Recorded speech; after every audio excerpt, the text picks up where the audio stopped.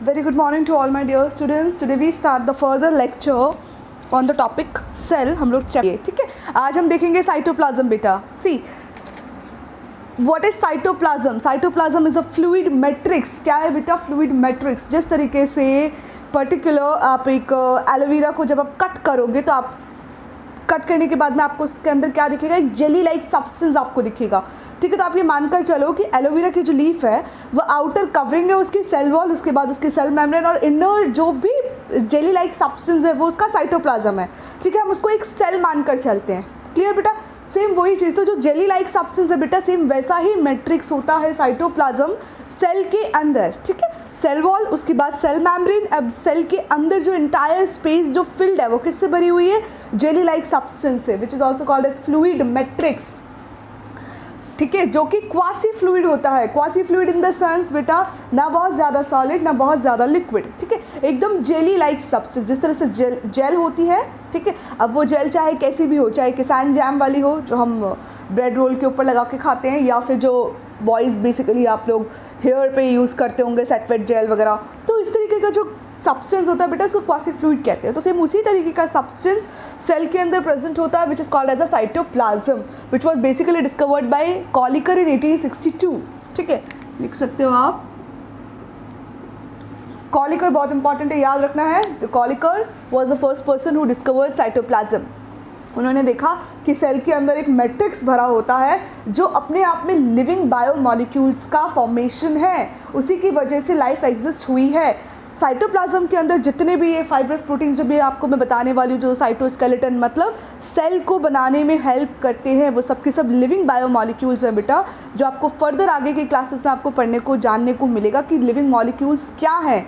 ठीक है, जब अर्थ की स्टार्टिंग हुई थी तब अर्थ पर किस तरीके से लाइफ की स्टार्टिंग हुई थी, तब अमोनिया, हाइड्रोजन वगैरह जो थे, कार्बन डाइऑक्साइड, कार्बन, ऑक्सीजन वगैरह जो प्रेजेंट थे, इन सब का मिक्सचर, इन सब का केमिकल रिएक्शन, यूरिया, ये सब क्या थे? लिविंग मॉलिक्यूल्स, जिनकी वजह से लाइफ स्टार्ट हुई थी बेटा, ठीक है. तो वो सारे सब्सटेंसेस पाए जाते हैं हमारे साइटोप्लाज्म में. Fine. Cytoplasm is basically divided into two parts. मतलब साइटोप्लाज्म दो तरीके के सब्सटेंस से मिलकर बना है. कौन कौन से? एक तो साइटोसोल और एक ट्रोफोप्लाज्म. फाइन. अगर आपको याद हो तो मैंने जब फ्लो चार्ट आप लोगों को बताया था तब उसमें बताया था ना, cytoplasm is divided into trophoplasm and hyaloplasm. Fine. Hyaloplasm के अंदर जितने भी सेल ऑर्गेनल्स वगैरह हैं, it is also called as cytosol, ठीक है. मतलब सेल के साइटोप्लाज्म में जो वाटर सब्सटेंस है 99 जो 90% है वो क्या है उसके अंदर? 90 से 99% क्या है? वाटर है, ठीक है. किसके अंदर? साइटोप्लाज्म के अंदर. और उसके अलावा rest of the substance like salts हैं, प्रोटीन्स हैं, एर्गास्टिक बॉडीज़ हैं, ऑर्गेनल्स हैं. Organelles in the sense endoplasmic reticulum हो गया, और गोल्गी बॉडी हो गया, लाइसोसोम्स हो गए, राइबोसोम्स हो गए, माइटोकॉन्ड्रिया हो गया, प्लास्टिड हो गया, वो सारे के सारे. तो इन सब का मिक्सचर है जो कि कहाँ प्रेजेंट है? साइटोप्लाज्म के अंदर प्रेजेंट है, ठीक है. तो साइटोसोल फाइब्रस प्रोटीन्स कंटेन करके रखता है बेटा, जो कि हेल्प करता है साइटोस्केलेटन के फॉर्मेशन में. साइटोस्केलेटन वर्ड में ही समझ आ रहा है, स्केलेटन मतलब स्ट्रक्चर, ठीक है, और साइटो मतलब सेल का. तो जिस तरह से हमारी बॉडी को स्ट्रक्चर स्केलेटन की वजह से मिल रही है, हमारा बॉडी का जो पॉस्चर है, ठीक है, चाहे वो पर्टिकुलर कोई सा भी स्पीसीज़ आप ले लो, उस पर्टिकुलर स्पीशीज़ को उसका जो पॉस्चर, जो बॉडी शेप मिल रहा है वो स्केलेटन की वजह से मिल रहा है. अगर स्केलेटन हटा ली जाए तो क्या रहेगा? स्किन रहेगी, और स्किन का कोई शेप नहीं होता, ठीक है. इसीलिए जो पर्टिकुलर जो सेल है बेटा, हमने वेरियस शेप्स की सेल्स देखी थी. हमने स्पिंडल शेप देखी, हमने न्यूरन फाइबर्स देखे, हमने एडिपोज की फैटी सेल्स देखी, एग सेल्स देखा, स्पर्म सेल. सबका साइज अलग है, सबका शेप अलग है. शेप क्यों? क्योंकि जो उसके अंदर जो फाइब्रस प्रोटीन्स पाए जाते हैं वो बेटा उनको शेप देते हैं अलग अलग प्रकार के. तो साइटोस्केलेटन मतलब सेल का स्केलेटन, सेल की शेप. फाइन. तो वो किसकी वजह से बनती है? प्रोटीन की वजह से बनती है. क्लियर बेटा? और जो दूसरा पार्ट है उसके अंदर ट्रोफोप्लाज्म बेटा, उसके अंदर living and non living substances present होते हैं. अभी लिविंग सब्सटेंसेस में क्या है? सेल ऑर्गेनल्स बता दिए, या फिर प्रोटोप्लाज्मिक इंक्लूजन्स. प्रोटोप्लाज्मिक इंक्लूजन्स मतलब प्रोटोप्लाज्मिक आयोनिक बॉडीज, जैसे कि सॉल्ट्स वगैरह, फर्दर सॉल्ट्स वगैरह, और सेल ऑर्गेनल्स जैसे कि एंडोप्लाज्मिक रेटिकुलम, गोल्गी बॉडी, ये सारे के सारे. नॉन लिविंग सब्सटेंसेस मतलब एर्गास्टिक बॉडीज, बेटा वो बॉडीज जो लिविंग नहीं कही जा सकती, जैसे कि मैक्रो और माइक्रो न्यूट्रिएंट्स, ठीक है, जो सॉल्ट, जो आयनिक फॉर्म में जो सॉल्ट्स प्रेजेंट होते हैं वो बोला जाता है एर्गास्टिक बॉडीज़ को, या फिर माइक्रो ट्यूब्यूल्स, माइक्रो फिलामेंट्स जो कि नॉन लिविंग सब्सटेंसेस के बने हुए होते हैं, लिविंग सब्सटेंसेस नहीं होते हैं, ठीक है बेटा। वो दोनों चीज़ें मिलकर साइटोप्लाज्म फॉर्म करती हैं। आगे इसका रोल क्या है बेटा, साइटोप्लाज्म क्योंकि क्वासी फ्लूइड है, और मैंने आपको बताया कि एक सेल से दूसरे सेल के बीच में क्या प्रेजेंट होता है, गैप प्रेजेंट होता है। In plant cells, not in animal cell, animal cells में प्लाज्मोडेस्माटा नहीं बताया था मैंने। प्लांट सेल्स के अंदर प्लाज्मोडेस्माटा प्रेजेंट है बिकॉज आउटर में उसके पास में सेल वॉल है, और सेल वॉल से कोई भी सब्सटेंसेस का ट्रांसपोर्टेशन पॉसिबल नहीं है। एनिमल सेल्स में क्योंकि सेल वॉल नहीं होती, सेल मेम्ब्रेन होती है, तो सेल मेम्ब्रेन आराम से सेलेक्टिवली परमिएबल होती है, ट्रांसपोर्ट कर सकती है। तो प्लाज्मोडेस्माटा का एनिमल सेल्स में कोई नीड नहीं है, बट प्लांट सेल्स में है, फाइन। तो ये जो साइटोप्लाज्मिक ट्रांसपोर्टेशन होता है, मतलब from one cells, cytoplasm from one cell to cytoplasm of another cell, substances क्या होते हैं, ट्रांसपोर्ट होते हैं। समटाइम्स ऐसा होता है कि पर्टिकुलर एरिया की कुछ सेल्स के अंदर वो सब्सटेंसेस या न्यूट्रिएंट्स बन गए हैं, मैक्रोमोलिक्यूल्स या माइक्रो न्यूट्रिएंट्स वगैरह बन गए हैं, तो वो आसपास की सेल्स को क्या करते हैं, थ्रू दी प्लाज्मोडेस्माटा या थ्रू दी सेल मेम्ब्रेन वो पास करते हैं। तो इसके लिए पास होने के लिए क्या ज़रूरत है, मीडियम का लिक्विड होना या फिर सेमी लिक्विड होना। तो इसीलिए साइटोप्लाज्म सेमी लिक्विड फॉर्म में होता है, और वो सब्सटेंसेस को from one cytoplasm to another cytoplasm of another cells में ट्रांसपोर्ट करने में हेल्प करता है। तो साइटोप्लाज्म का काम क्या है, मटेरियल्स के एक्सचेंज करने में, ठीक है। दूसरा इसका काम क्या है बेटा, क्योंकि साइटोप्लाज्म मैंने अभी आपको बताया बायोमोलिक्यूल्स है which is mainly responsible for the existence of the life of a particular person, कि एक जो सिंगल सेल है बेटा उसको हम लिविंग कहते हैं। क्यों, क्योंकि उसके अंदर जो बायोमोलिक्यूल्स प्रेजेंट है, they having that capability to give life, ठीक है, that's why it is called as a living substance. तो क्यों, क्योंकि उसके अंदर चलते हैं केमिकल रिएक्शंस। जब लिविंग सब्सटेंसेस हैं तो उन पर्टिकुलर लिविंग सब्सटेंसेस के अंदर केमिकल रिएक्शंस चलेंगी, मेटाबॉलिक एक्टिविटीज़ चलेगी। माइटोकॉन्ड्रिया के अंदर माइटोकॉन्ड्रियल एक्टिविटीज़ चलती है, क्रेब्स साइकिल चलती है, glycolysis pathway. See this glycolysis pathway कहाँ चल रहा है, साइटोप्लाज्म के अंदर। फैटी एसिड्स का formation, synthesis, complex substance, complex material को सिंपलेस्ट मटेरियल में कन्वर्ट करना, सब कहाँ चलता है बेटा, साइटोप्लाज्म के अंदर ये सारी की सारी रिएक्शंस चलती हैं, ठीक है बेटा। इसलिए it is very important, it is the we can call it as a base of the cell. अगर ये नहीं प्रेजेंट होगा तो मैंने आप लोगों को बताया था एक कंडीशन हो जाती है जिसको हम क्या बोलते हैं, प्लाज्मोलाइसिस, ठीक है। प्लाज्मोडेस्माटा और प्लाशंस के बाद अगर सब सेल में से पर्टिकुलर वाटर का लॉस होता चला जाता है तो सेल मेम्ब्रेन क्या हो जाती है, श्रिंक हो जाती है, और वो क्या हो जाती है, प्लाज्मोलाइज्ड हो जाती है। मतलब सेल के अंदर जो साइटोप्लाज्म के अंदर जो वाटर कंटेंट है वो क्या हो गया, कम हो गया या बिल्कुल ख़त्म हो गया। तो सेल कैसी हो गई, ड्राई हो गई, ठीक है। तो इसलिए अगर सेल को एक्टिव रहना है, अपना रिप्रोडक्टिव ग्रोथ सही रखना है, क्यों, क्योंकि सेल्स में अगर डिवीज़न होगा तभी पर्टिकुलर ऑर्गेनिज्म क्या होगा, ग्रोथ करेगा, ठीक है। और सेल्स में डिवीज़न होगा, सेल डिवीज़न होगा कौन सी सेल्स के अंदर, रिप्रोडक्टिव सेल्स के अंदर, तो ही एक न्यू जनरेशन, न्यू बॉर्न जो है एक नए स्पीसीज़ का बॉर्न होगा। समझ में आई बात। और वो तब होगा जब पर्टिकुलर साइटोप्लाज्म कैसा रहेगा, सेमी, जिस तरीके का उसका स्ट्रक्चर है क्वासी फ्लूइड वैसा ही रहेगा। अगर वो डेड हो गया, सूख गया, तो फिर पर्टिकुलर सेल्स के अंदर एक्टिविटीज़ कैरी ऑन नहीं रहेगी, ठीक है। नेक्स्ट आ जाते हैं हम एंडोप्लाज्मिक रेटिकुलम। आई होप आपने तब तक ये नोट डाउन कर लिया होगा, ठीक है। I have to diagram this endoplasmic reticulum on this side.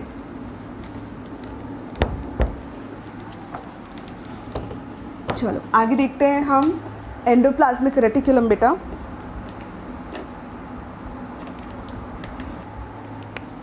Now this is smooth endoplasmic reticulum and this side is rough endoplasmic reticulum and this black dots are called as the ribosomes. Clear?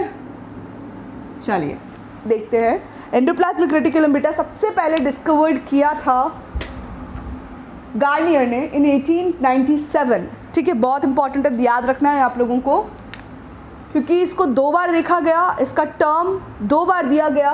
Garnier ने इसको सबसे पहले देखा था और इसका नाम दिया था एर्गास्टोप्लाज्म। क्या दिया था, एर्गास्टोप्लाज्म्स का नाम दिया था बेटा, ये आपको याद रखना है, ठीक है। Garnier named the ergastoplasm very first time, ठीक है बेटा।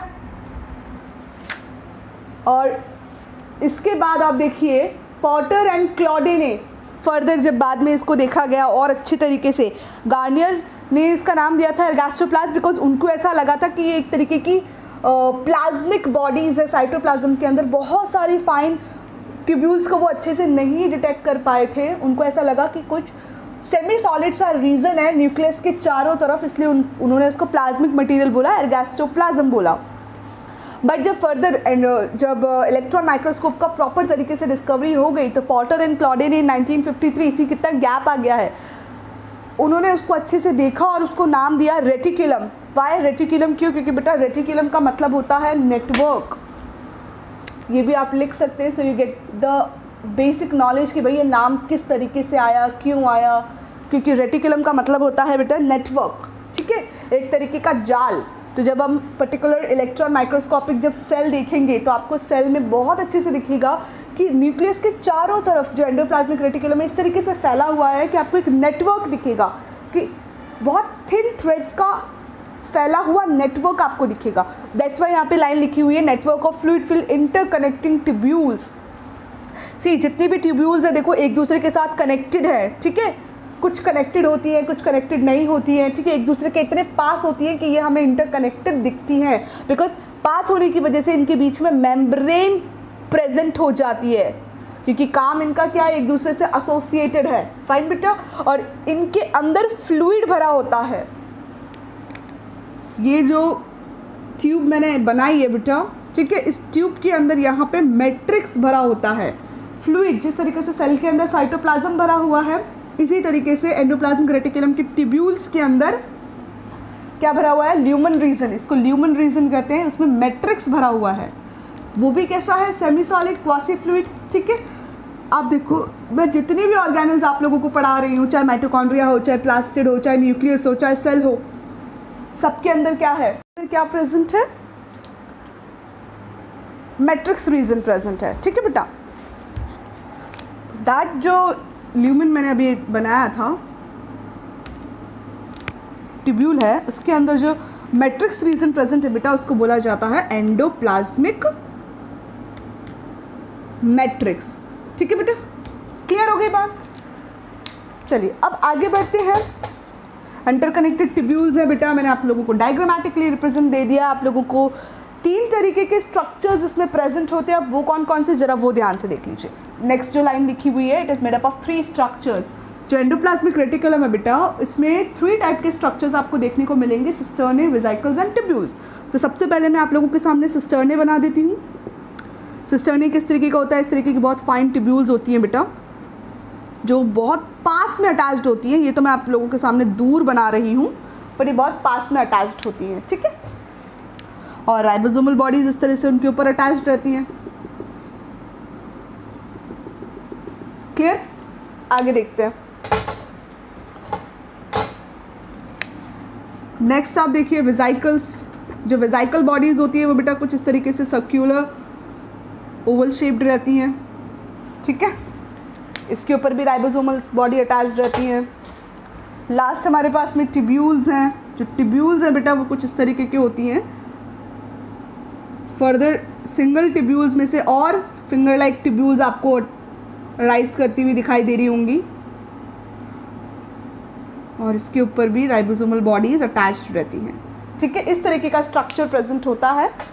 3 टाइप के स्ट्रक्चर्स अगर आप बहुत ध्यान से देखो तो सी रफ एंडोप्लाज्मिक रेटिकुलम बेटा किसका बना हुआ है, it is made up of cisternae and tubules. इन दोनों का कलेक्शन है। यहाँ पे आपको सिस्टर्ने भी दिखाई देगी इस तरीके की फाइन ट्यूब्यूल्स, और यहाँ पे आपको इस तरीके से सिस्टर्ने, और यहाँ पे आपको ट्यूब्यूल्स भी दिखाई देंगे जिसमें से प्रोजेक्शंस, फर्दर ट्यूब्यूल्स के प्रोजेक्शंस निकले हुए दिखाई दे रहे हैं, फाइन। और इसके ऊपर राइबोसोम्स बॉडी प्रेजेंट है। और स्मूथ एंडोप्लाज्मिक रेटिकुलम में आपको वेसिकल्स और ट्यूब्यूल्स आपको दिखाई देंगे। सी ये वेसिकल बॉडीज मैंने यहाँ पे ड्रॉ कर रखी है, और ये फिंगर लाइक प्रोजेक्शंस के साथ में ट्यूब्यूल्स ड्रॉ कर रखे हैं, ठीक है बेटा। चले आगे बढ़े अब हम। दो टाइप की rough endoplasmic reticulum is rough endoplasmic reticulum, smooth endoplasmic reticulum. क्यों है ये रफ? क्वेश्चन आप लोगों के माइंड में आ रहा होगा कि रफ एंडोप्लाज्मिक रेटिकुलम रफ क्यों है और वो स्मूथ क्यों है, उसका रीज़न क्या है बेटा, वो देखो आप ध्यान से, इसका भी क्वेश्चन बन के आ जाता है। ये सेल है, ठीक है, और ये न्यूक्लियस है। क्लियर बेटा? अब फर्दर जो कुछ एंडोप्लाज्मिक रेटिकुलम जो फाइन ट्यूब्यूल्स का जो नेटवर्क है, इसी मैं देखो आप न्यूक्लियस के बिल्कुल पास में बना रही हूँ, ठीक है। और जो दूसरा है बेटा वो सेल मेम्ब्रेन के पास में प्रेजेंट होता है, न्यूक्लियस से थोड़ा सा दूर। और किसके पास में आपको ज़्यादा दिखाई दे रहा है नेटवर्क? सेल मेम्ब्रेन के पास में, मतलब पेरिफेरी ऑफ दी सेल, ठीक है। अब देखिए इधर न्यूक्लियस क्या करता है बेटा, न्यूक्लियस के अंदर नॉर्मल सी बात है राइबोसोमल आरएनए फॉर्मेशन होती है, किसकी हेल्प की वजह से? प्रोटीन्स की वजह से। फाइन, वो राइबोसोमल आरएनए क्या करेगा, राइबोसोम बॉडीज़ को न्यूक्लियस से बाहर वो रिलीज़ होते हैं। फाइन, अब राइबोसोमल बॉडीज़ बाहर रिलीज हुए, न्यूक्लियस के बाहर गए, ट्रांसपोर्ट किए गए फ्रॉम द न्यूक्लियर पोर, क्या होगा, जो एंडोप्लाज्मिक रेटिकुलम न्यूक्लियस के पास में है तो इसलिए वो वहाँ पे अटैच्ड हो जाते हैं, इसलिए इसको क्या बोलते हैं, रफ बोला जाता है, ठीक है। वो पर्टिकुलर राइबोसोम्स बॉडी, राइबोसोम्स को क्या बोलते हैं, प्रोटीन फैक्ट्री बोलते हैं बेटा। वाई? बिकॉज ये प्रोटीन के फॉर्मेशन में हेल्प करते हैं, सिंथेसिस करते हैं प्रोटीन का। और सेम वही कौन कर रहा है, with the help of the ribosomes these endoplasmic reticulum, rough endoplasmic reticulum synthesize proteins, protein synthesize होगा, वो अगेन साइटोप्लाज्म से कहाँ जाएगा, न्यूक्लियोप्लाज्म के अंदर। अगेन न्यूक्लियस के अंदर जो प्रोटीन गया वो फर्दर हेल्प करेगा राइबोसोमल आरएनए बॉडीज़ के फॉर्मेशन में, फिर फर्दर आरएनए बॉडीज़ राइबोसोम्स को बाहर रिलीज करेंगे, ठीक है।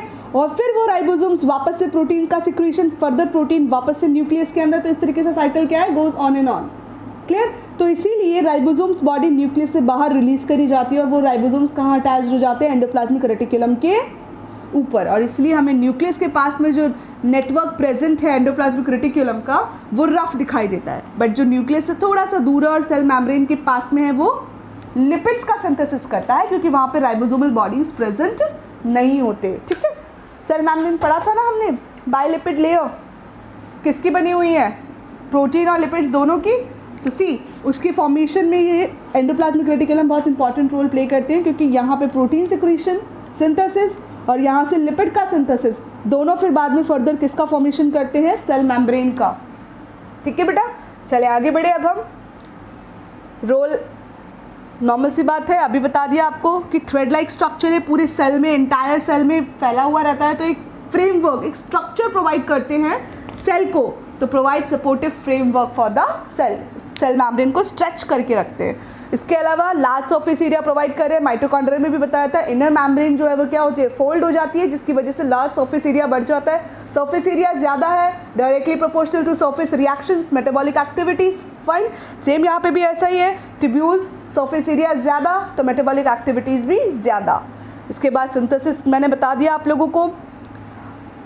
लिवर की जो सेल्स होती है हमारी बेटा, जो लिवर है लार्जेस्ट ग्लैंड है, टिश्यू है, ठीक है, तो सेल्स की बनी हुई है, उसके सेल्स में जो स्मूथ एंडोप्लाज्मिक रेटिकुलम पाया जाता है बेटा, वो क्या करती है, जो फर्दर ड्रग्स होते हैं या जो हम लेते हैं, जो फर्दर ड्रग्स और समटाइम्स सेल के अंदर मेटाबॉलिक एक्टिविटीज़ चलती है तो कुछ अनवांटेड सब्सटेंस भी फॉर्म हो जाते हैं, तो उन सबको क्या करती है, डिटॉक्सिफाई करती है, रिमूव करती है। फाइन बेटा, तो ड्रग्स को, अनवांटेड सब्सटेंसेस को डिटॉक्सिफाई कौन करेगी, मतलब उसका टॉक्सिक लेवल कौन कम करता है, smooth endoplasmic reticulum in the liver.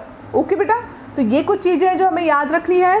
इसके अलावा फर्दर जो है लेक्चर हम नेक्स्ट में आप लोगों के साथ में जो लेक्चर लूँगी उसमें हम गोल्गी बॉडी एक्सप्लेन करेंगे और लाइसोसोम एक्सप्लेन करेंगे। That was the last organelle जो हमारे पास लास्ट टॉपिक बचेगा। अब डिफरेंसेस आप एक बार देख लीजिए रफ एंडोप्लाज्मिक और स्मूथ एंडोप्लाज्मिक रेटिकुलम के अंदर। रफ एंडोप्लाज्मिक रेटिकुलम नॉर्मल सी बात है, सबसे पहला एग्जाम उसका डिफरेंस क्या होगा, they having ribosomes on the surface. Smooth endoplasmic they don't having ribosomes on the surface. इसके बाद rough endoplasmic reticulum present near the nucleus, smooth endoplasmic reticulum present at the periphery of the cell near cell membrane. ठीक है, इसके बाद आप देखो और क्या डिफरेंसेस हम बता सकते हैं। RER formation of cisternae and tubules, SER formation of vesicles and tubules. Fourth difference RER synthesis protein, fifth, और SCR synthesis lipids fat molecules. तो ये 4 डिफरेंसेस हमने अच्छे से जान लिए। क्वेश्चन आ जाता है स्कूल के एग्जाम्स में, तो आप डिफरेंसेस को भी अच्छे से लिख कर आ सकते हैं। ठीक है बेटा, कोई भी डाउट है फटाफट से मुझे मैसेज करना बेटा। ऐसा नहीं है कि हम ठीक है हाँ आ गया कोई बात नहीं बाद में कर लेंगे, तो फिर लैकिंग हो जाती है बेटा और हम अपने डाउट्स भी भूल जाते हैं। सो इट्स गुड कि डाउट्स को ऑन द टाइम आप मुझे मैसेज करके बता दो, तो मैं आप लोगों को पर्टिकुलरली इंडिविजुअली हर एक बच्चे को अच्छे से समझा दूंगी। तब तक अच्छे से पढ़ो और सेफ रहो।